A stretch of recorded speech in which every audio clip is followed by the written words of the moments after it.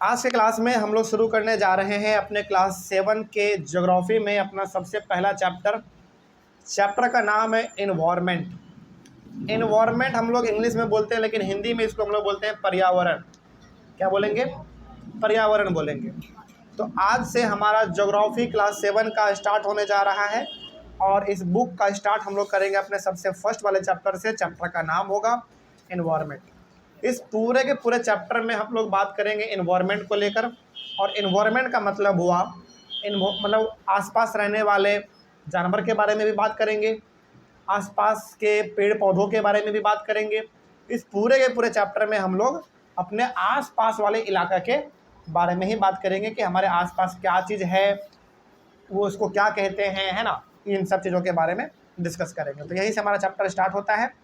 सबसे पहले हम लोग अपने चैप्टर का इंट्रोडक्शन लेंगे कि आखिर हम लोग इसमें पढ़ने वाले क्या है। ठीक है, तो इंट्रोडक्शन लेते हैं हम लोग। सबसे पहला तो है इन्वायरमेंट का डेफिनेशन।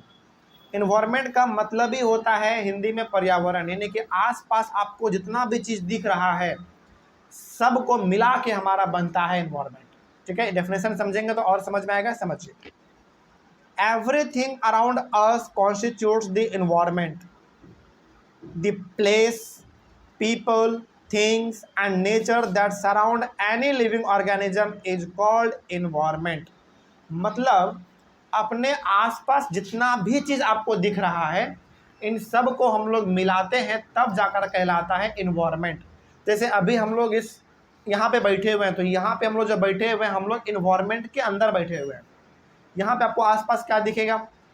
पेड़ है, सड़क है, सामने मंदिर है, दरवाज़ा है, बिल्डिंग है, बहुत कुछ है, वाइट बोर्ड है, बहुत कुछ है।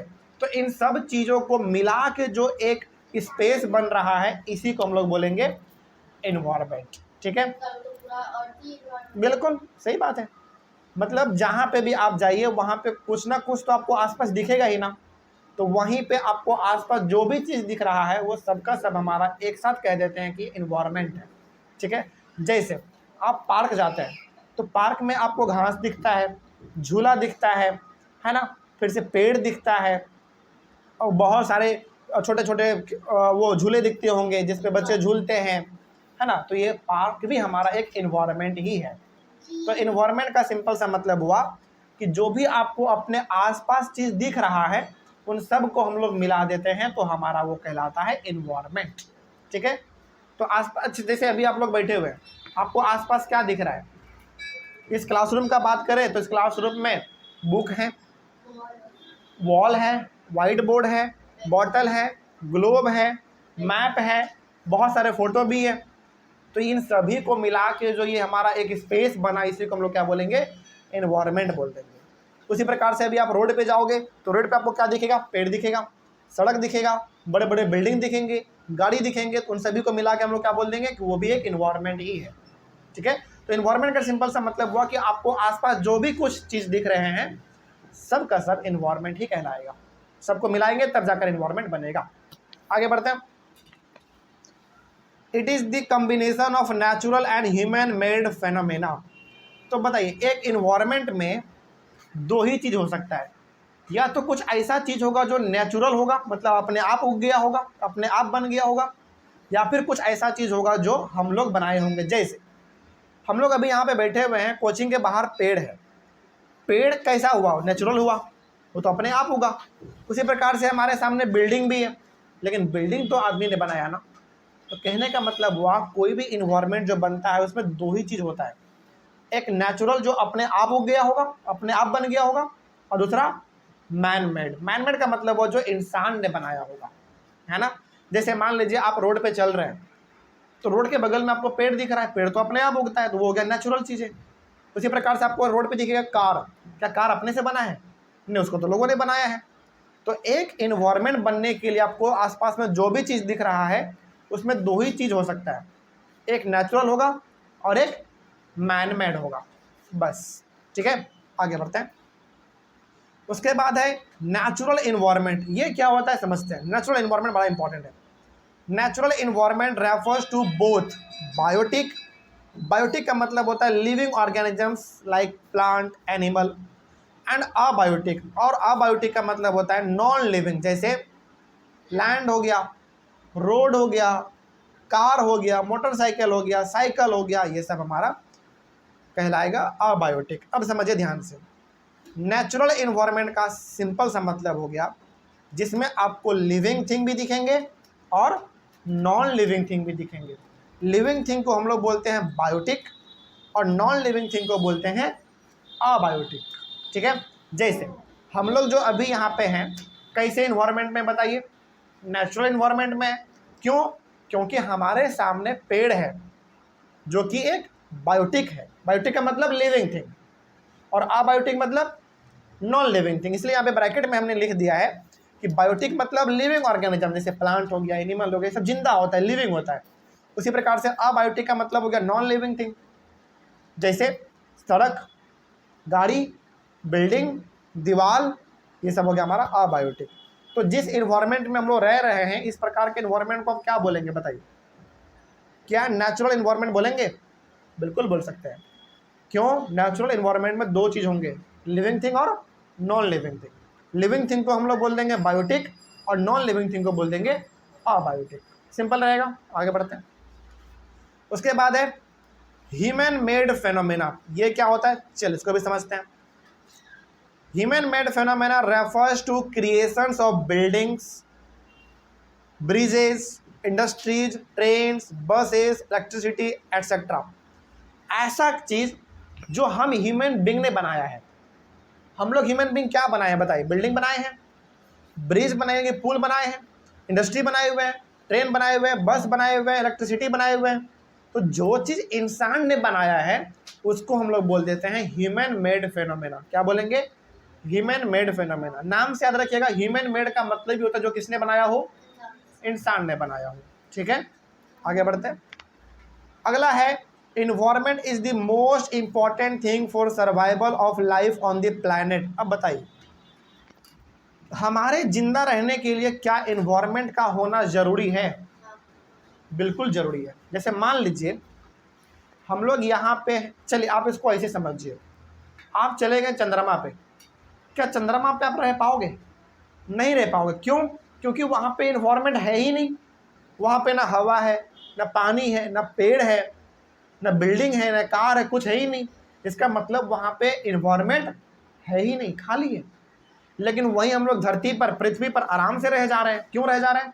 क्योंकि यहाँ पे हवा भी है, पानी भी है, पेड़ भी है, जानवर भी है, सब कुछ है हमारे पास, खाना पीना सब कुछ है।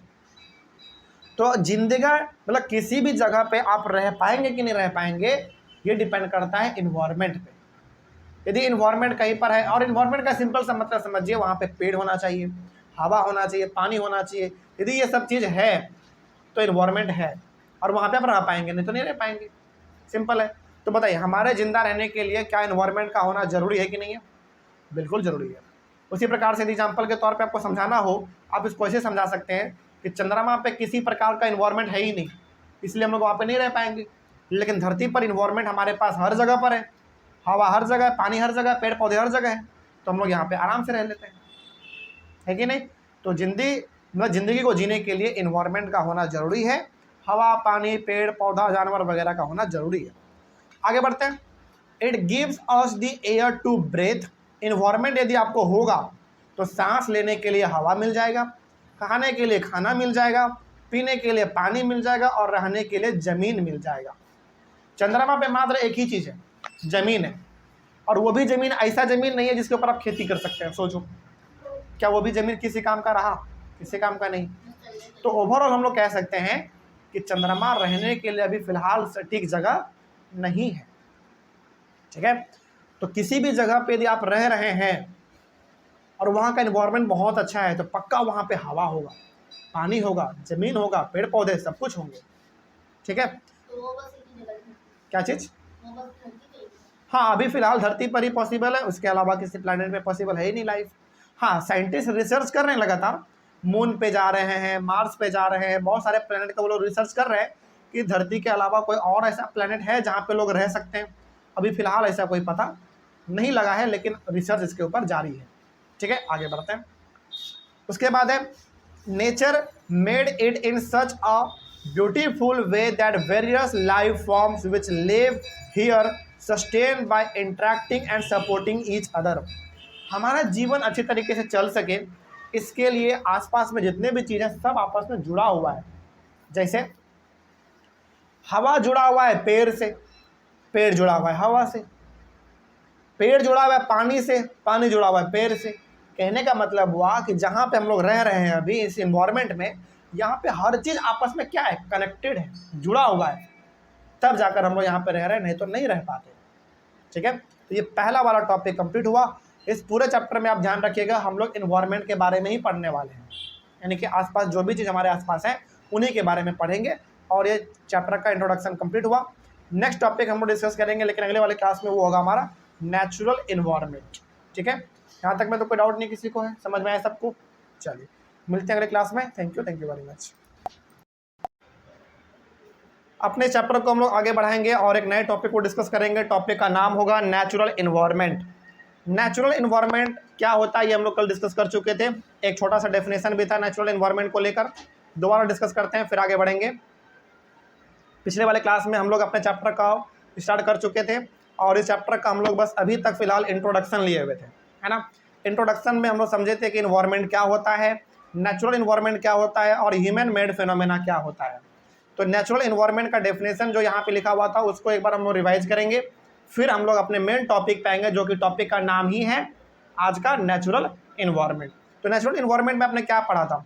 नेचुरल इन्वायरमेंट में आपने पढ़ा था कि ऐसा वातावरण जिसमें दोनों चीज़ होंगे, लिविंग थिंग भी और नॉन लिविंग थिंग भी। और याद कीजिए हमने आपको कल बताया था कि लिविंग थिंग को हम लोग क्या बोलेंगे, बायोटिक बोलेंगे, और नॉन लिविंग थिंग को क्या बोलेंगे, अबायोटिक बोल देंगे। तो ऐसा इन्वायरमेंट जिसमें दोनों चीज़ रहता हो, लिविंग थिंग भी नॉन लिविंग थिंग भी, इसको हम लोग कह देंगे नेचुरल इन्वायरमेंट। तो जैसे अभी हम लोग जहाँ पे रह रहे हैं तो क्या हम लोग कह सकते हैं कि हम लोग एक नेचुरल इन्वायरमेंट में रह रहे हैं? बिल्कुल कह सकते हैं। क्यों? क्योंकि हमारे आसपास पेड़ पौधे भी हैं जो कि लिविंग है, जानवर भी हैं जो कि लिविंग है, उसी प्रकार से बिल्डिंग जो कि नॉन लिविंग है, सड़क जो कि नॉन लिविंग है। तो हम लोग जिस माहौल में रह रहे हैं वो लिविंग के साथ साथ नॉन लिविंग भी है। मतलब हम लोग जिस माहौल में रह रहे हैं वहाँ पे दोनों चीज़ है, लिविंग थिंग भी और नॉन लिविंग थिंग भी है। तो हम लोग एक्चुअली में रहते हैं नेचुरल इन्वायरमेंट में। ठीक है, यही था हमारा नेचुरल इन्वायरमेंट। अब हम लोग इसके मेन टॉपिक पे आते हैं। पहला पॉइंट है नेचुरल इन्वायरमेंट में land, water, air, plants and animals comprise the natural environment. अब यहाँ पे जरा एक बात ध्यान से देखिए। लैंड क्या होता है? Non living thing. Water non living thing, air non living thing. लेकिन प्लांट और एनिमल क्या हो जाते हैं? लिविंग थिंग हो जाता है। तो यहाँ पे कुछ चीज़ें हैं जो कि लिविंग है और कुछ चीज़ें जो हैं वो नॉन लिविंग है। तो इन्हीं सबको मिला के हमारा क्या बनता है बताओ? नेचुरल इन्वायरमेंट बनता है। कोई दिक्कत इसमें? आगे बढ़ेंगे हम लोग और इसमें बात करेंगे लिथोस्फीयर के बारे में। समझते हैं कि ये लिथोस्फीयर क्या होता है, समझिए। It is the solid crust और the hard top layer of the earth. समझिए, लिथोस्फीयर कुछ नहीं है, बेसिकली आपका जो जमीन है ना उसी को हम लोग कहते हैं लिथोस्फीयर। समझ में आ रही है बात? तो ये जो ज़मीन का ऊपर वाला हिस्सा है जिस पे आपका सड़क बना हुआ है, जिस पे आपका बिल्डिंग बना हुआ है, जिस पे आपका बड़े बड़े मॉल बने हुए हैं, एयरपोर्ट बने हुए हैं, हाईवे बने हुए हैं, तो ये जो ऊपर का ज़मीन है धरती का, इसी चीज़ को हम लोग कहते हैं लिथोस्फीयर। क्या बोलेंगे? लिथोस्फीयर बोलेंगे। ठीक है, आगे तो वही यहाँ पे लिखा हुआ था कि it is the solid crust. Solid crust का मतलब हो गया ऊपर का हिस्सा जो कि क्या होता है? ठोस होता है। ज़मीन कैसा होता है बताओ? ठोस होता है। हार्ड होता है कि नहीं होता है? बिल्कुल होता है। और the hard top layer of the अर्थ, तो ऊपर का जो हिस्सा होता है धरती का जिस पे हमारा सड़क, हाईवे, एयरपोर्ट, बिल्डिंग ये सब बना हुआ है, वही हमारा कहलाता है लिथोस्फीयर। ठीक है, आगे। It is made up of rocks and minerals and covered by a thin layer of soil. तो बताइए ये जो जमीन बना हुआ है धरती का, ये किन किन चीज़ों से मिलकर बना होगा? कहीं पर पत्थर भी देखने को मिलता है, कहीं पर बालू भी देखने को मिलता है, कहीं पर मिट्टी भी देखने को मिलता है, कहीं पर मिनरल्स भी देखने को मिलते हैं, है कि नहीं? तो ये जो धरती का ऊपर वाला हिस्सा है ना, जो ज़मीन है ऊपर वाला हिस्सा, ये बहुत सारे अलग अलग चीज़ों से मिलके बना हुआ है। मिट्टी से, बालू से, फिर से पत्थरों से, कंकड़ों से, मिनरल्स से, इन सब चीज़ों से जाके ये हमारा मिला है और तब जाके बना है। ठीक है, आगे। जैसे जैसे मान लीजिए कोई पहाड़ वाला इलाका है, आप वहाँ पे जाएंगे ना तो वहाँ का ज़मीन आपको ज़्यादातर मिलेगा कैसा, पत्थर वाला ज़मीन मिलेगा। उसी प्रकार से यदि आप नदी के बगल में जाएंगे तो वहाँ पे आपको ज़्यादातर मिलेगा बालू, सैंड मिलेगा, वो ज़मीन बालू का हो गया। उसी तरीके से कभी आप तालाब वगैरह के बगल में जाओगे तो वहाँ पर आपको मिट्टी मिलेगा। कहने का मतलब ये जो धरती का ऊपर वाला हिस्सा है ये बहुत ही अलग अलग चीज़ों से मिलके बना हुआ है। कहीं पर मिट्टी है तो कहीं पर बालू है तो कहीं पर कंकड़ है, कहीं पर पत्थर है, अलग अलग चीज़ें हैं, है ना। आगे, it is an irregular surface with various landforms such as mountains, plateaus, plains, valleys etcetera. तो बताइए ये जो धरती का ऊपर वाला हिस्सा है क्या हर जगह पर चिकना है? नहीं, कहीं पर बहुत बड़े बड़े पहाड़ हैं, तो कहीं पर बिल्कुल प्लेन जगह भी है, कहीं पर प्लेट्यू है। प्लेट्यू का मतलब होता है बीच बीच, हाँ कहाँ पे, ऊबर खाबर बोल सकते हैं हम लोग। हालांकि प्लेट्यू कैसा होता है पता है, ऊपर से पूरा फ्लैट होगा। जनरली आप माउंटेन को देखोगे तो ऊपर से थोड़ा सा वो नुकीला होता है, लेकिन जो प्लेट्यू होता है वो ऊपर से पूरा टेबल के जैसा होता है, मतलब बिल्कुल प्लेन होता है, ठीक है, इस प्रकार का होता है। तो ये जो धरती है हमारा जो लिथोस्फीयर है ये कहीं पर एक जैसा नहीं है, कहीं पर पहाड़ है तो कहीं पर ऊबड़ खाबड़ है, कहीं पर बड़े बड़े चट्टान हैं, कहीं पर बिल्कुल प्लेन इलाका है। हर जगह पर अपना अलग अलग सिस्टम इसका बना हुआ है। उसके बाद है lithosphere is the domain that provides us forest, grasslands for grazing, land for agriculture and human settlements. तो अब यहाँ पे बताइए ये जो धरती का ऊपर वाला हिस्सा है जिसको हम लोग लिथोस्फीयर बोल रहे हैं, इसका इस्तेमाल हम लोग किन किन चीज़ों के लिए करते हैं? पहला चीज़, इसका इस्तेमाल हम लोग करते हैं जंगल को लगाने के लिए। देखो जंगल तो हवा में लगता नहीं है ना, जंगल किस पे लगेगा, ज़मीन पे लगेगा। तो पहला इस्तेमाल जो हम लोग ज़मीन का करते हैं वो करते हैं जंगल के लिए। दूसरा चीज़, घास चराने के लिए जानवरों को, मतलब जानवरों को घास मिल सके। हम लोग कहाँ चराते हैं जानवर को बताओ? ज़मीन पे चराते हैं तो घास मिल सके। उसके बाद है खेती करने के लिए ज़मीन मिल जाता है, मतलब कि खेती भी किस पे होता है, लिथोस्फीयर पे ही होता है, मिट्टी पे ही होता है। उसी प्रकार से इंसान जो रहता है, जो हम लोग रह रहे हैं, जो हमारा घर बना हुआ है, जो रोड बना हुआ है, वो सब कहाँ बना हुआ है? मिट्टी पे तो बना हुआ है, ज़मीन पे तो बना हुआ है। तो ओवरऑल आप ये कह सकते हैं कि ये जो लिथोस्फीयर है यानी कि जो धरती का जो ऊपर वाला हिस्सा है ये हमारे लिए बहुत ज़्यादा इम्पॉर्टेंट है। क्यों इम्पॉर्टेंट है? क्योंकि खेती भी इसी के ऊपर होता है, ज़मीन के ऊपर। जानवर भी आप इसी के ऊपर पालते हैं, हम लोग खुद भी इसी के ऊपर रहते हैं, खेती बाड़ी भी इसी के ऊपर होता है। ओवरऑल कहने का मतलब है कि सब कुछ इसी के ऊपर हमारा डिपेंड है। तो लिथोस्फीयर बताइए क्या हमारे लाइफ के लिए इम्पोर्टेंट है कि नहीं है? बिल्कुल इम्पोर्टेंट है। अब कोई पूछते बताइए लिथोस्फीयर का मतलब? लिथोस्फीयर का सिंपल सा मतलब है ये जो धरती का ऊपर वाला हिस्सा है जिस पे सड़क है, बिल्डिंग है, ये सब हमारा लिथोस्फीयर कहलाता है, ठीक है। आगे उसके बाद है it is also a source of mineral wealth. और इसी धरती पर बहुत सारे मिनरल्स भी मिलते हैं। मिनरल्स मतलब कहीं पर आयरन मिल गया, कहीं पर एल्यूमिनियम मिल गया, कहीं पर गोल्ड मिल गया, कहीं पर सिल्वर मिल गया, है ना। ये सब चीज़ें मिलते रहते हैं लिथोस्फीयर में, ठीक है। आगे बढ़ते हैं। लिथोस्फीयर हो गया, अगला है हमारा हाइड्रोस्फीयर। चलिए इसको समझते हैं। लिथोस्फीयर में कोई दिक्कत नहीं। लिथोस्फीयर का सिंपल सा मतलब क्या समझेंगे आप लोग? जमीन, बस, ठीक है। अगला है हाइड्रोस्फीयर। हाइड्रोस्फीयर का मतलब क्या है समझिए। It comprises various sources of water and different types of water bodies like rivers, lakes, seas, oceans etcetera. इस पृथ्वी पर आपको जहाँ जहाँ पानी दिख रहा है सब का सब हाइड्रोस्फीयर है। जैसे पानी कहाँ देखने को मिलता है आपको? तालाब में, नदी में, समुद्र में, है कि नहीं? अलग अलग जगह पे देखने को मिलता है। तो जहाँ भी आपको पानी देखने को मिल रहा है वो सब का सब क्या कहलाएगा? हाइड्रोस्फीयर कहलाएगा, ठीक है। तो यदि आपसे कोई बोले कि बताओ हाइड्रोस्फीयर का दो चार एग्जाम्पल दो, तो दो चार एग्जाम्पल आप हाइड्रोस्फीयर का दे सकते हैं। रिवर, लेक, सी, ओशन, ये सब के सब जगह पर क्या पाए जाते हैं? पानी पाए जाते हैं। तो एग्जाम्पल किसका हो गया? हाइड्रोस्फीयर का हो गया, ठीक है। तो लिथोस्फीयर का मतलब जमीन, हाइड्रोस्फीयर का मतलब पानी, ठीक है। आगे, it is essential for all living organisms. ये तो बिल्कुल सही बात है, पानी हर किसी के लिए जरूरी है। जितने भी लिविंग थिंग हैं उनको जिंदा रहने के लिए पानी का तो जरूरत पड़ेगा ही पड़ेगा, है कि नहीं?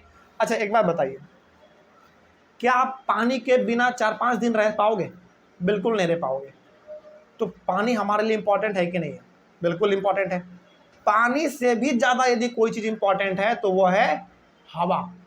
देखो मान लीजिए आपको बहुत ज़ोर से पानी प्यास लगाओ और आपको पानी 2 घंटा नहीं भी मिले ना, फिर भी आप जिंदा रहोगे, मर नहीं जाओगे। लेकिन वही यदि आपको 2 घंटा के लिए सांस ना मिले, हवा ना मिले, तो 2 घंटा तो छोड़ो, 5 मिनट भी मुश्किल से हम लोग बिना सांस लिए नहीं रह सकते। हाँ या ना? बिल्कुल सही बात है।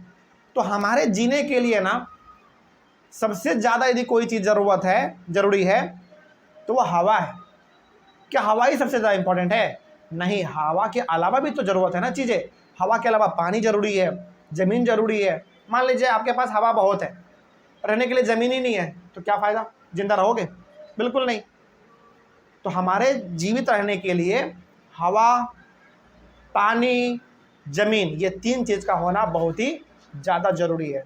तो लिथोस्फीयर का मतलब ज़मीन हो गया, हाइड्रोस्फीयर का मतलब पानी हो गया, और एक क्या बच रहा है बताओ? हवा बच रहा है, उसको हम लोग पढ़ लेंगे एटमॉस्फेयर में। ठीक है, चलो एटमॉस्फेयर टॉपिक हम लोग शुरू करते हैं। इसमें क्या लिखा हुआ है समझते हैं।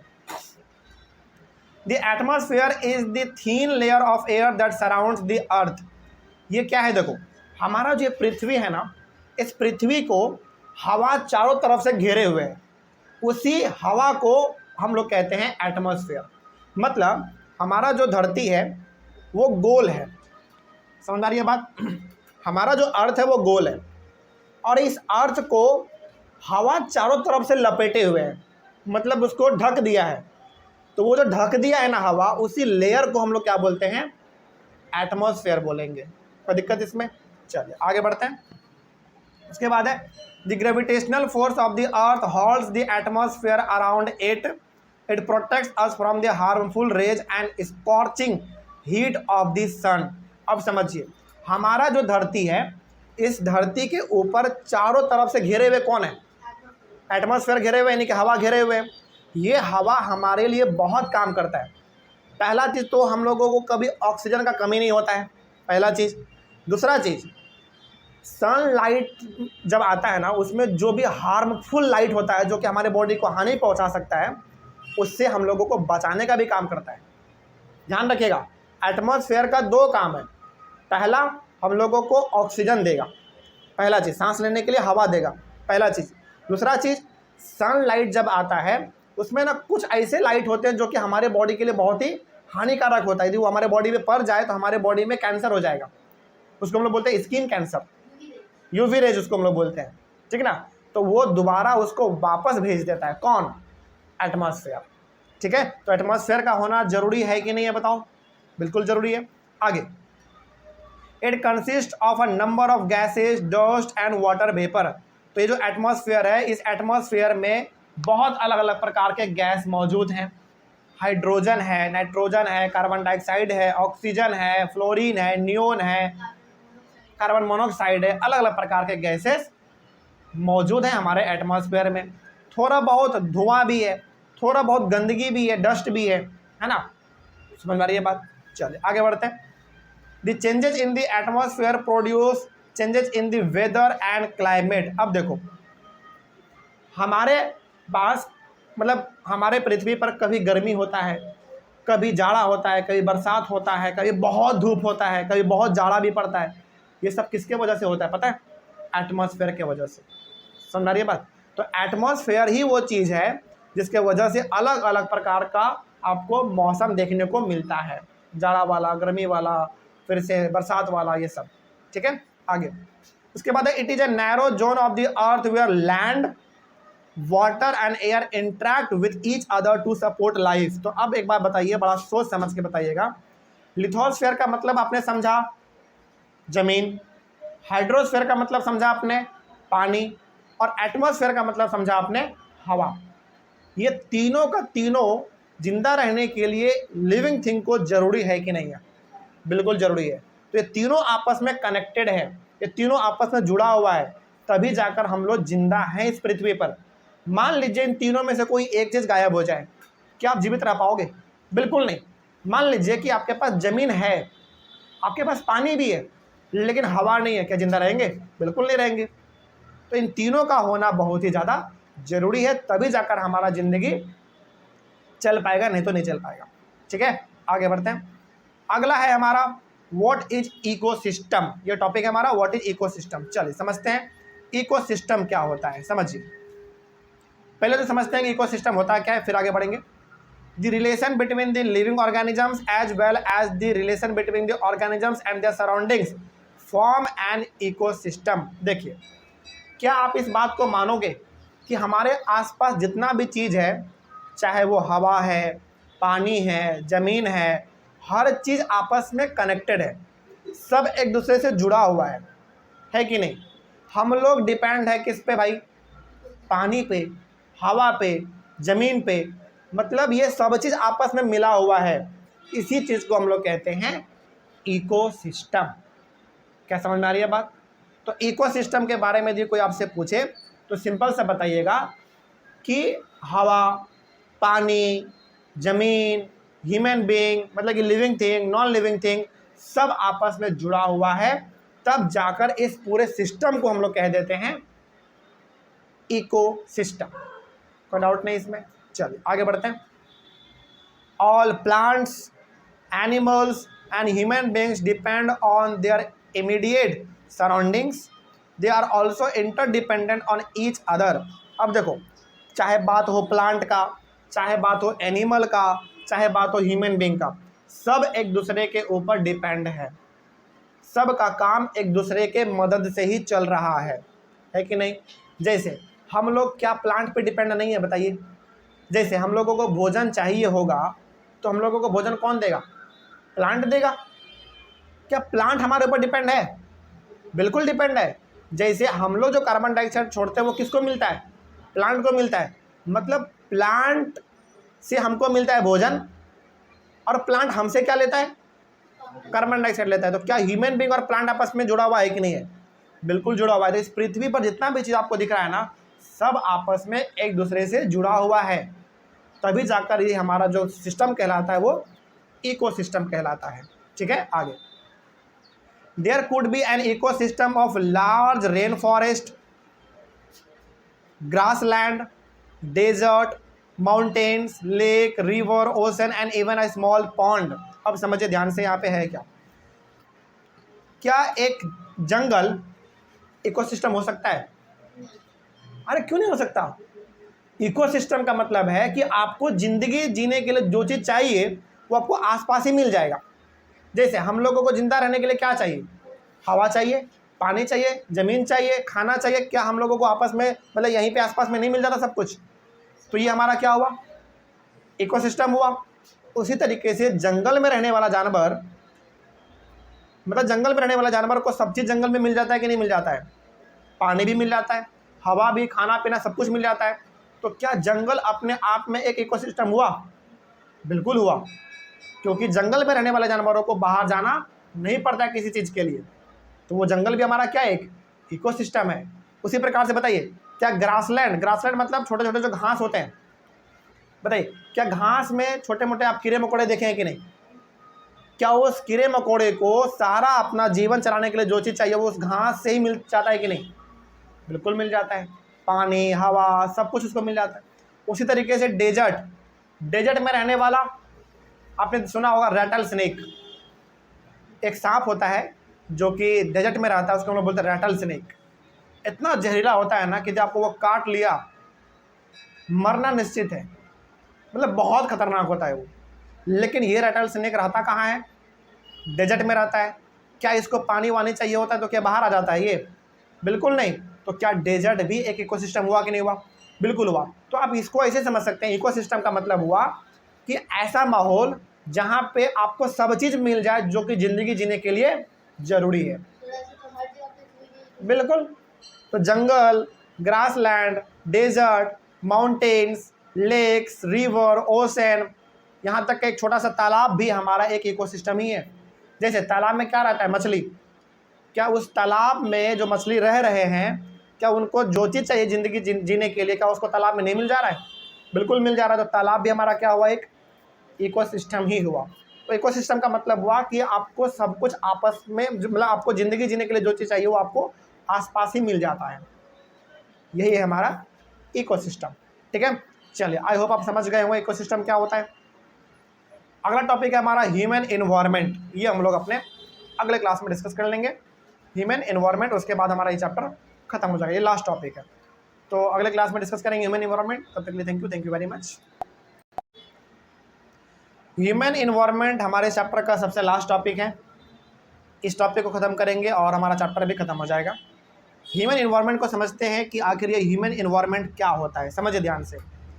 फर्स्ट पॉइंट है इसमें, human beings interact with the environment and modify it according to their need. देखो हमारे आसपास ना बहुत सारे चीज़ अवेलेबल है, लेकिन हम ह्यूमन बींग क्या करते हैं, जो चीज़ का ज़रूरत पड़ता है उसको हम लोग उस हिसाब से मॉडिफाई कर लेते हैं। जैसे आपके सामने प्लांट है, मतलब ट्री है, बहुत बड़े बड़े ट्री हैं। आपको ज़रूरत है एक कुर्सी बनाना है, मान लीजिए, चलो कुर्सी छोड़ो, आपको एक सोफ़ा बनाना है, मान लीजिए सोफ़ा बनाना है आपको लकड़ी का। तो आप क्या करोगे, पेड़ को काटोगे और सोफ़ा को बना लोगे।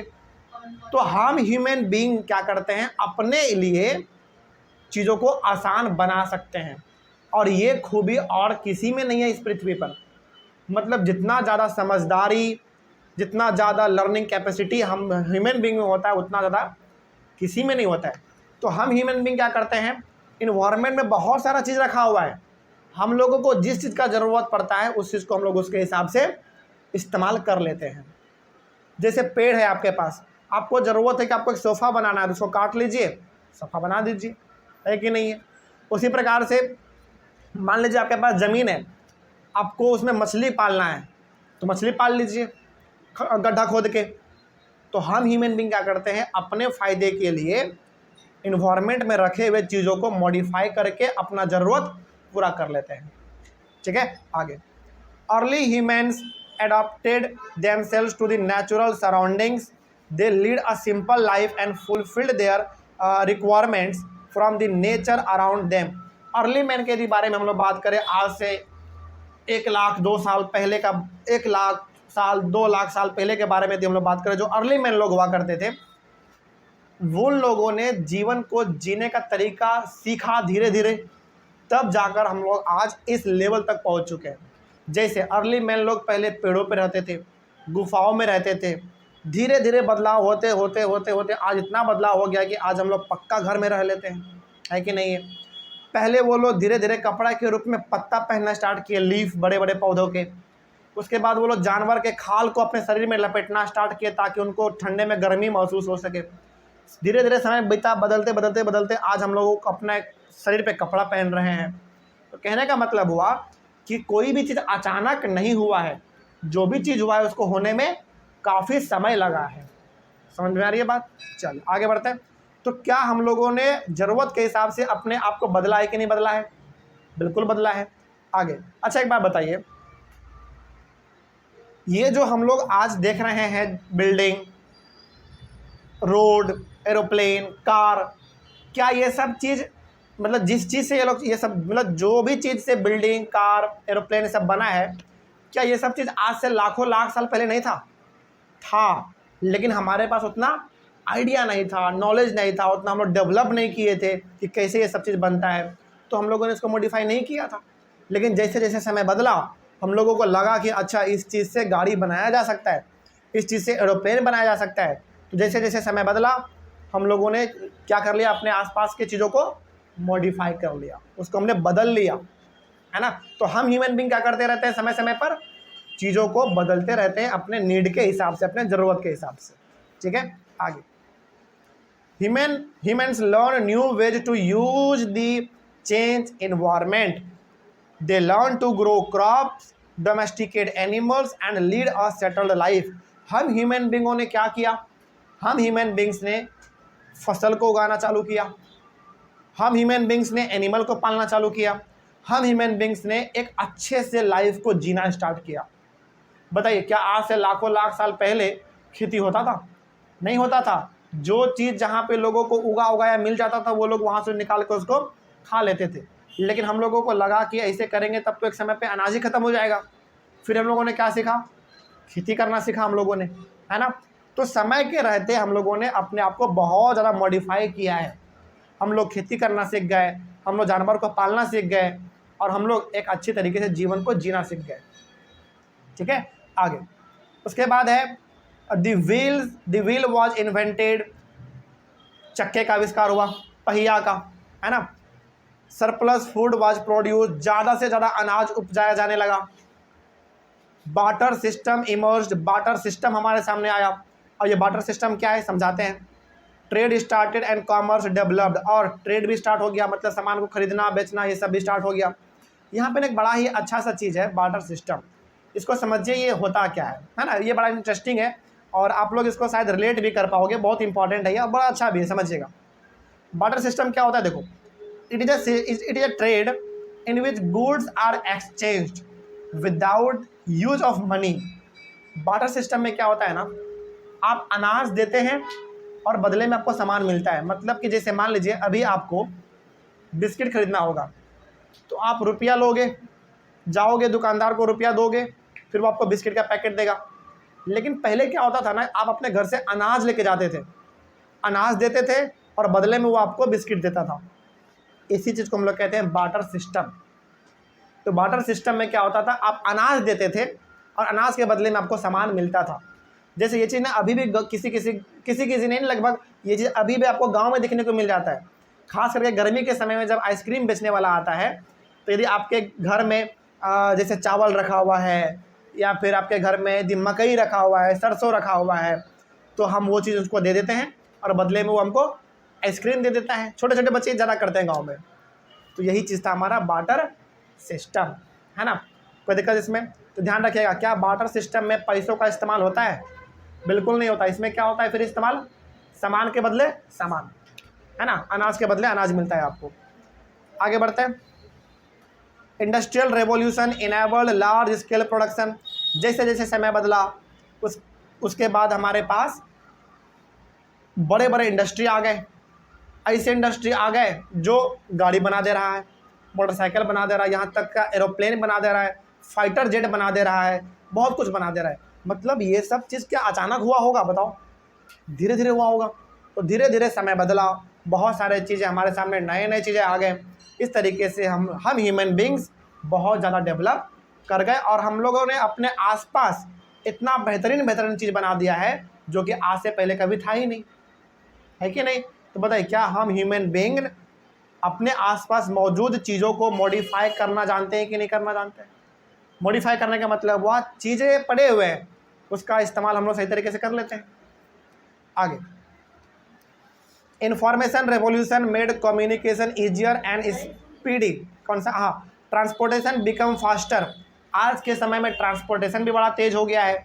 जैसे आपके पास आज अलग अलग चॉइस है कि आप किस चीज़ से ट्रैवल करना चाहते हैं। जैसे मान लीजिए आपको ना पटना से दिल्ली जाना है, आप चाहे तो पैदल भी जा सकते हैं, आप चाहे तो साइकिल से भी जा सकते हैं, मोटरसाइकिल भी, अपना गाड़ी है तो अपने गाड़ी से भी जा सकते हैं, ट्रेन से जा सकते हैं, एरोप्लेन से जा सकते हैं। मतलब आज आपको ट्रैवल करने के लिए सोचना नहीं पड़ता है। आपके पास जैसा रुपया है उस हिसाब से आप जा सकते हैं। आपके पास एरोप्लेन का पैसा है, आप एरोप्लेन अफोर्ड कर सकते हैं, तो आप एरोप्लेन से चल जाइए, है कि नहीं। तो आज ट्रांसपोर्टेशन भी क्या हो गया, बहुत ज़्यादा ईजी हो गया है ना। उसके बाद information revolution made communication easier and speedy across the world. और आज किसी से भी बात करना बहुत आसान हो गया है। जैसे मान लीजिए आप इंडिया में बैठे हुए हैं, आपका दोस्त अमेरिका में है, आप बैठे बैठे उनको देख सकते हैं वीडियो कॉल पे। बताओ, क्या ये आज से 1000-2000 साल पहले पॉसिबल था? बिल्कुल नहीं था। 1000 साल छोड़ो ना, क्या आज से 100 साल पहले भी ये चीज़ पॉसिबल था? बिल्कुल नहीं था। तो बहुत ज़्यादा हम ह्यूमन बींग्स ने डेवलप अपने आप को किया है, तब जाकर हम लोग आज इस स्थिति में पहुँचे हैं। किसी भी इंसान से हाल चाल पूछना होता है, हम लोग एक बार फ़ोन लगाते हैं, पता कर लेते हैं। थोड़ा और देखना हो कि वो कैसा है, मोटा आ गया कि पतला आ गया, तो वीडियो कॉल कर लेते हैं हम लोग, है कि नहीं। तो हमारे पास आज बहुत सारे सुविधाएं उपलब्ध हैं। अगला है, a perfect balance is necessary between the natural and human environment. तो बताइए, एक बात और ध्यान रखिए, हम ह्यूमन बीइंग अपने इन्वायरमेंट का भरपूर इस्तेमाल कर रहे हैं, लेकिन क्या इन्वायरमेंट का इस्तेमाल इस तरीके से करना चाहिए कि इन्वायरमेंट ही हमारा खतरे में पड़ जाए? बिल्कुल नहीं। आपको इन्वायरमेंट का जितना इस्तेमाल करना है करिए, लेकिन ये बात ध्यान रहे कि इन्वायरमेंट गंदा नहीं होना चाहिए, है कि नहीं। मतलब कहने का सिंपल सा मतलब है कि आपको बैलेंस बना के चलना पड़ेगा। आपको जो करना है करिए, लेकिन इन्वायरमेंट को नुकसान मत पहुंचाइए। आपको गाड़ी चलाना है चलाइए, लेकिन कोशिश करिए कि गाड़ी, अब तो इलेक्ट्रिक वाला भी आ गया है, इलेक्ट्रिक वाला चलाइए, सीएनजी वाला चलाइए, है ना। मतलब इस तरीके से अपना काम करिए कि आपका काम भी हो जाए और हमारा वातावरण भी गंदा ना हो, सुरक्षित रहे, है ना। आगे लास्ट पॉइंट है, humans must learn to live and use their environment in a harmonious way. तो हम ह्यूमन बींग्स को ये सीखना चाहिए कि किस तरीके से शांति से रहना चाहिए, रहा जाए, अपना काम बन जाए, इन्वायरमेंट भी सुरक्षित रहे। इससे बढ़िया और क्या हो सकता है कि नहीं। तो हम ह्यूमन बींग्स को बहुत कुछ अभी सीखना अभी भी बाकी है, समझ आ रही है बात।